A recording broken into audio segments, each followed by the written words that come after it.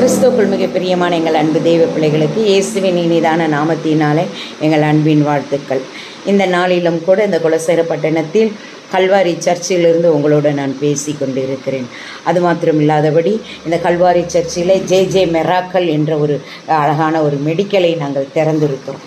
இந்த மெடிக்கலை பாருங்கள். இந்த மெடிக்கலில் எல்லா விதமான மருந்துகளும் உண்டு. இது ஆவியானவருடைய சித்தத்தின்படி நாங்கள் இதை திறந்து வைத்திருக்கிறோம். இதை திறந்து இதில் அநேகர் போனோம். இதுவும் ஒரு சோசியல் ஒர்க்கு மாதிரி. ரெண்டாவது, அநேகருக்கு ஒரு பெரிதான ஆசீர்வாதம் கிடைக்க வேண்டும். அநேகர் இதை கண்டு ஆசீர்வதிக்கப்பட வேண்டும். இது நிமித்தம் அநேக காரியங்கள் நடைபெற வேண்டும் அப்படின்னு சொல்லி நாங்கள் விரும்பி இதை செயல்பட்டிருக்கோம். நாங்கள் மாத்திரமல்ல, எங்களோடு இருந்து தேவனும் விரும்பி இதை செய்து கொண்டிருக்கிறார். அல்லேலூயா, அல்லேலூயா. அதே போல் பாருங்கள், இந்த நாளில் அவர் சொல்கிற ஒரு வார்த்தை என்னவென்றால், உபாகமம் 31:8 என்ன சொல்கிறார் பாருங்க. அழகாக ஒரு வார்த்தை சொல்கிறார் பாருங்க. நான் உன்னை விட்டு விலகுவதும் இல்லை, உன்னை கைவிடுவதும் இல்லை. நான் உன்னை விட்டு விலகுவதும் இல்லை, உன்னை கைவிடுவதும் இல்லை. அப்படின்னா நான் உன் கூட இருக்கிறேன். அதனால தான் இந்த ஜே மெராக்களை நீ திறந்திருக்கிறேன். ஒரு சிறிய ஊழியத்தை ஆரம்பித்தோம் குலசேர பட்டணத்தில். கர்த்தர் சொல்லி ஆரம்பித்தோம்.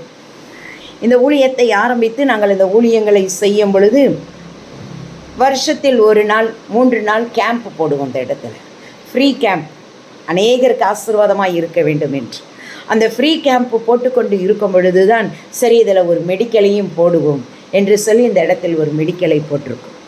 இதற்காக நீங்கள் ஜெபிக்க வேண்டும், ஜெபிக்க வேண்டும். ஏனென்றால் இந்த இடத்தில் வேலை செய்வதற்கு நல்ல ஆட்கள் தேவை. இந்த மெடிக்கலை கவனிப்பதற்கு, இந்த சோசியல் ஒர்க், இந்த வேலையை செய்வதற்கு, அநேகருக்கு ஆண்டவரை பற்றி சொல்லவும், இந்த இடத்தில் வருகிறவர்களுக்கு அற்புதங்கள் நடக்கவும், அப்படியாப்பட்ட ஒரு நல்ல ஒரு பிள்ளை எங்களுக்கு தேவை. வேலைக்கு ஆட்கள் தேவை. இதுக்காக நீங்கள் ஜெபியுங்கள். ஏனென்றால் இந்த இடத்தில் நிற்பதே ஒரு பெரிதான காரியம். இந்த இடத்தில் இதெல்லாம் செய்வதற்கு கர்த்தர் அனுமதி கொடுத்திருக்கிறார் என்றால் இதற்கு பின்பதாக ஆண்டவர் பெரிய காரியங்களை செய்வார். இதை செய்ய வருகிறவர்களுக்கும் இந்த வேலையை செய்ய வருகிற பிள்ளைகளையும் தேவன் அபரிதமாய் ஆசீர்வதிக்க அவர் ஆயத்தமாய் இருக்கிறார். அதனால தான் அந்த வார்த்தையை அவர் சொல்லுகிறார், கர்த்தர் உனக்கு முன்பதாக போகிறார், கோணலானவைகளை செவ்வையாக்குவார், நான் உன்னை விட்டு விலகுவதும் இல்லை, உன்னை கைவிடுவதும் இல்லை, எப்பொழுது நான் உன்னோடு கூட இருப்பேன். அல்லேலூயா. நீங்களும் கூட ஏதாவது ஒரு விதத்தில் கைவிடப்பட்ட சூழ்நிலையில் இருக்கிறீங்களா?